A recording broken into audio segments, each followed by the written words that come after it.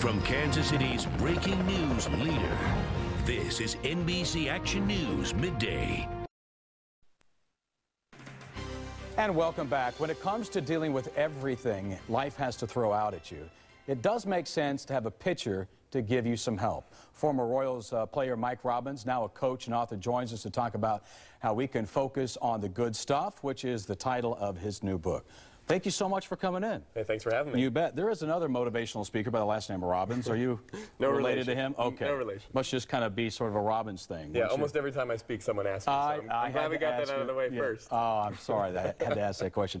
But it's a very interesting way that you got here. Yeah. You went to college at Stanford. You guys part of a Pac-10 conference championship. Yep. You were drafted by the Royals, and then you played for 3 seasons, and then what? Well, I got drafted by the Royals in 1995, same year as Carlos Beltran, who played for a bunch of years. Was on my way up to the big leagues, hoping to play here at Kauffman Stadium right in Kansas City, and went out to pitch one night when I was still in the minor leagues, and I blew my arm out. I tore ligaments in my elbow, and then my career ended.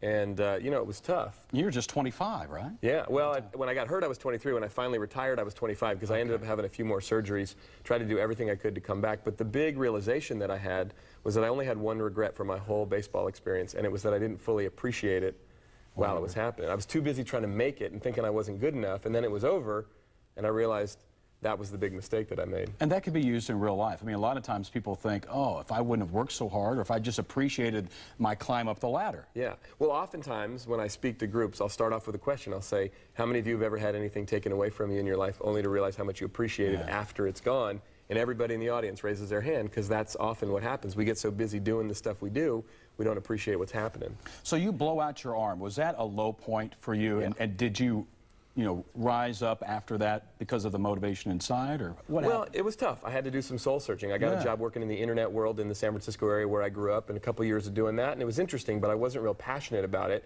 And what I realized was this realization that I had about the importance of appreciation and gratitude was really important to me. So I started to speak about it 8 years ago, and for the last 8 years I've been speaking to corporate groups or school groups or student athletes and talking about focusing on the good stuff and the power of appreciation. It's really interesting. I got online and took a look at some of your seminar videos, and one of the things that you said, obviously appreciation is giving someone appreciation. Tell us about the importance of that. Well, that's an important one, especially, you know, we're coming up on Valentine's Day next week, expressing our appreciation. You know, one of the best gifts that we can give the people we love, the people we work with, the people we interact with, is just letting them know what we appreciate about them. And the 3 components of it is you want it to be specific, genuine, and personal.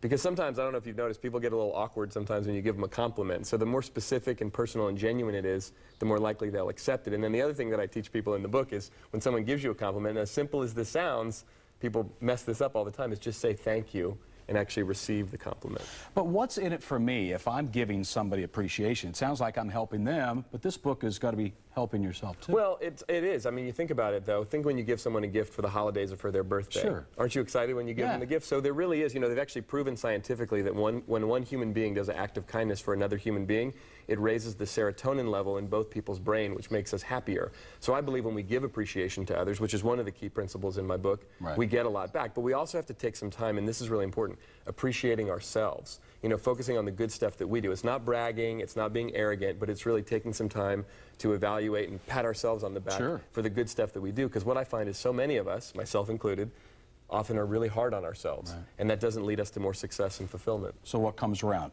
Lastly, real quick, if there's something that you can give to our audience out there, what's a good tip to help them get motivated right away? Is to right now just take some inventory of the good things in their life. Whether things are going great or not so great, literally like make a list, write it down. What are some things you're proud of? What are some things you're grateful for? And what are some things you appreciate about yourself and your life? Mike, thank you so much. We'll let people know.